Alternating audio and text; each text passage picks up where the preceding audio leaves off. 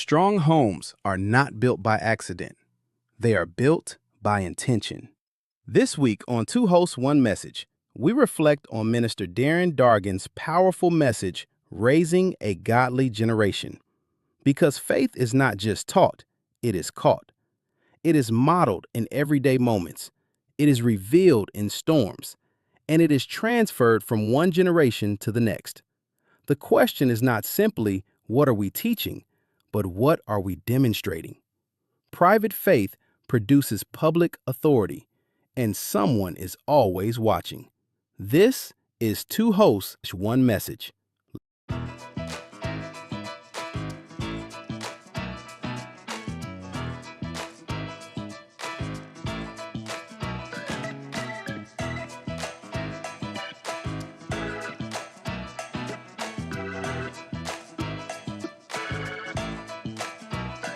Private faith produces public authority. That's the line. Wow. That right there is the thesis for this entire message. It's such a striking way to open. Hello and welcome back to Two Hosts, One Message. We're so glad you're with us because, well, today we are unpacking a message that I think really challenges the modern idea of what it means to lead a family. Oh, for sure. And not just a family. What it means to lead yourself, really. Exactly. So what are we looking at today? We're looking at a message titled, Raising a Godly Generation. It was delivered on Sunday, February 15th, 2026. And this is part 2 of a series, right? It's called Home Strong, God's Blueprint for the Family. That's the one. It's a tough spot. You have to honor the series that's already in motion, but you also have to bring your own voice. And I have to say, Minister Darin, he didn't just fill in. He kind of shifted the whole conversation. What do you mean? Well, he moved it from just instruction to impartation, from being taught something to, well, catching something. Okay, let's go back to that hook because it's stuck in my head. Private faith produces public authority. Our culture is so obsessed with the public part of everything. Social media, image, what people see. But Minister Darin is basically saying the real power, the real work is invisible. Precisely. He's arguing against the performance. I mean, he looks at text like Psalm 78 and, the famous Joshua 24.15. As for me and my house, we will serve the Lord. Yeah, that one, the one you see on wooden signs in people's kitchens. Right, the Hobby Lobby decor. Exactly. But Minister Darin just flips it. He says, look, Joshua wasn't taking a poll.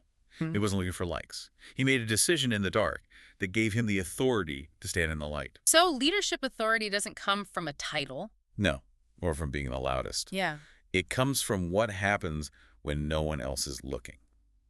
And this is where he really opens up who this message is for. I was thinking about that. Because you hear a title like Raising a Godly Generation, and you might just tune out. Yeah, you think, my kids are grown, or I'm not a parent. It's just a cool hand. He just dismantles that excuse right away. He calls it a kingdom assignment. And he lists everyone. Grandparents, aunts, uncles, mentors, neighbors. Ushers, deacons. If you're in a young person's orbit, you are part of the raising. It's not just a village, it's a witness. Yeah. And he has this profound point about children. What's that? That they're basically surveillance cameras. They're always recording. Oh, that is a terrifying thought. I do not like that at all. It's terrifying, but you know it's true. He says, the decisions you make in the dark determine what stands in the light.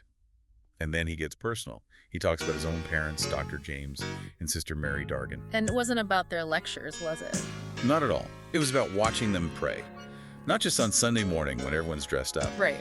He saw them pray when things were uncertain, when maybe the bills were tight or they got a bad phone call. And that right there, that's the difference he draws between faith being taught and faith being caught. Okay, break that down. What's the real difference? Well, teaching is information. Here's a verse, memorize it. Catching is absorption. You catch a cold because you're in the environment of the virus. I see. You catch faith because you're in an environment where relying on God is just. The air you breathe. His parents' private reliance on God mattered more than any lesson. So if you're anxious and stressed out behind closed doors, but you talk about faith in public? They catch the anxiety. Yeah. 100%. They believe your behavior, not your brochure. Wow. That is heavy. But he doesn't just leave it there as an abstract idea. He tells a story. He takes us out onto a boat. The classroom on the water. Yeah. My favorite part of the message. I loved this. He's talking about these childhood fishing trips with his father, his brother Reginald, his godfathers. And the way he describes it, it's just so vivid. It's a deliberate environment. Think about it. On a boat, all the noise is gone. No TV, no phones back then, just the engine, the salt, the water. He paints such a clear picture. The sun coming up, that steady hum of the engine, the smell of salt in the air. And notice what happened in that quiet space. It wasn't just fishing. He says prayer was normal. Talking about God's goodness was common. Laughing, telling jokes. It sounds kind of perfect. It does, but it had a function. It normalized God. Faith wasn't just for Sunday. Faith was for when you had a fishing rod in your hand. He integrated the spiritual into the everyday. He caught it. He caught it. But the story takes a turn because the atmosphere didn't stay calm. And this is where it goes from a nice memory to a full-blown survival lesson.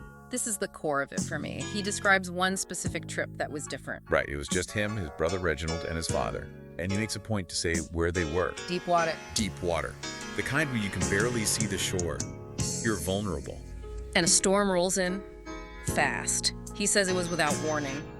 The wind shifted, the temperature just dropped. You can feel the crisis building. The dark clouds, the boat rocking. So his father makes the right call.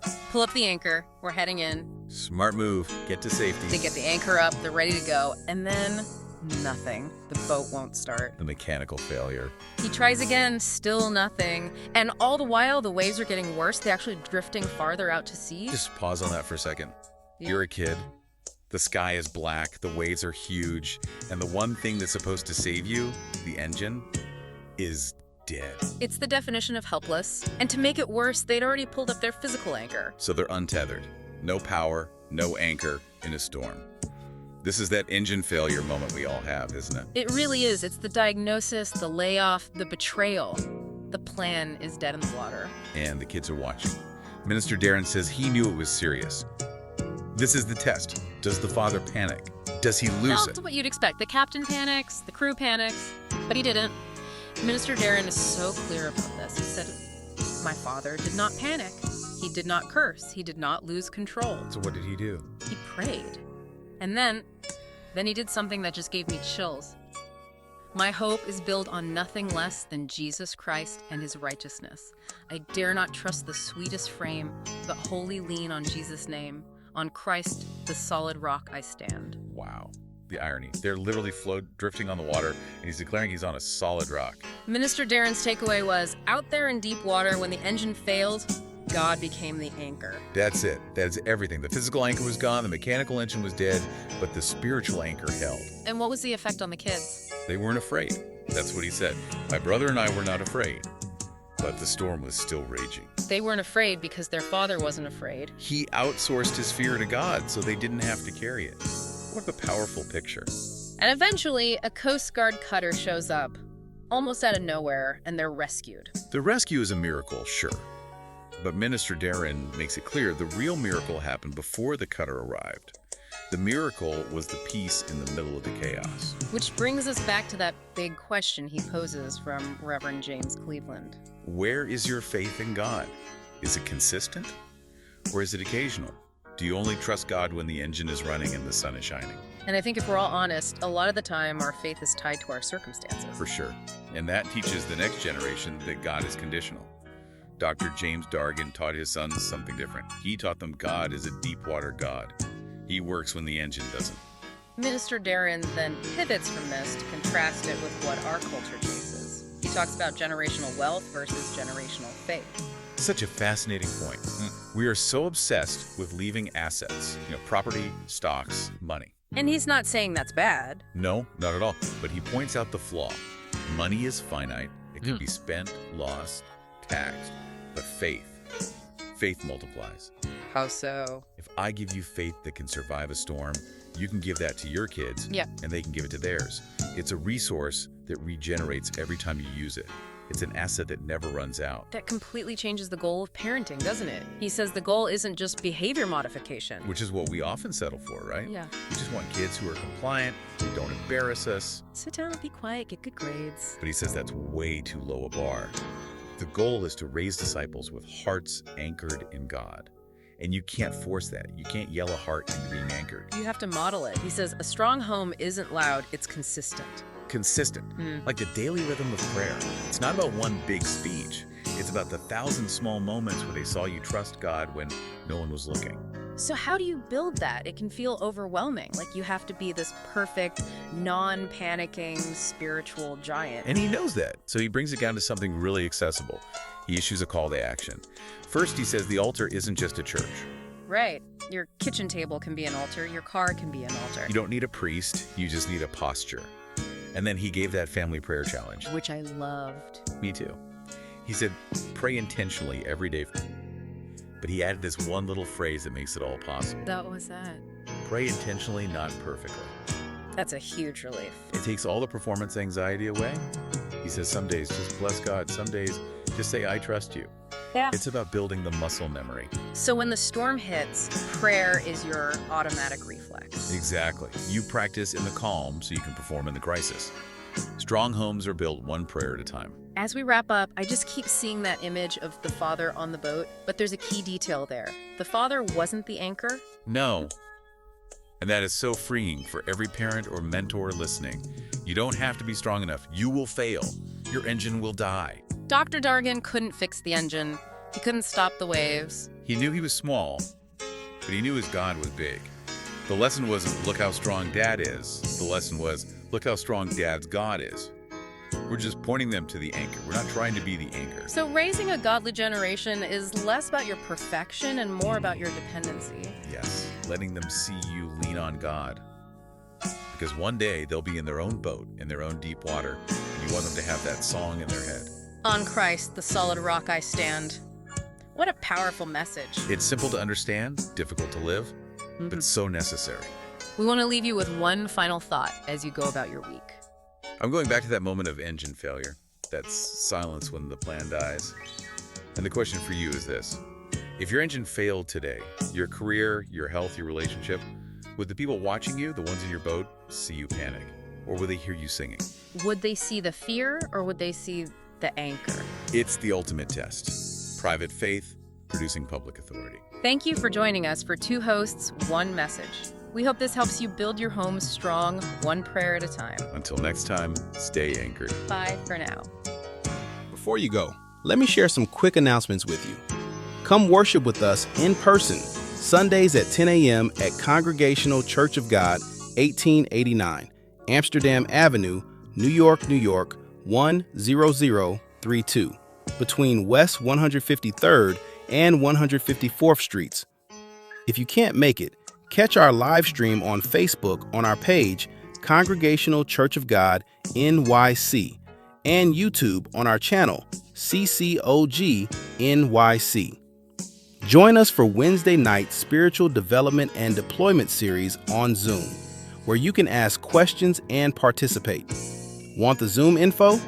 Email ccognyc@aol.com. Help us by supporting the ministry. Your giving helps us continue preaching, serving, and showing up for this community with consistency and excellence. Give with PayPal and Zelle using our email ccognyc@aol.com. Cash App. Use our handle $CCOGNYC. Or Givelify by searching for Congregational Church of God, 1889, Amsterdam Avenue, New York, New York, 10032. Listen, watch, share, tap in, then share this episode with someone who's trying to hold on to what God promised while life keeps pressing. Stay rooted, stay devoted, and live beyond Sunday. This is Brother Gabriel Veritas.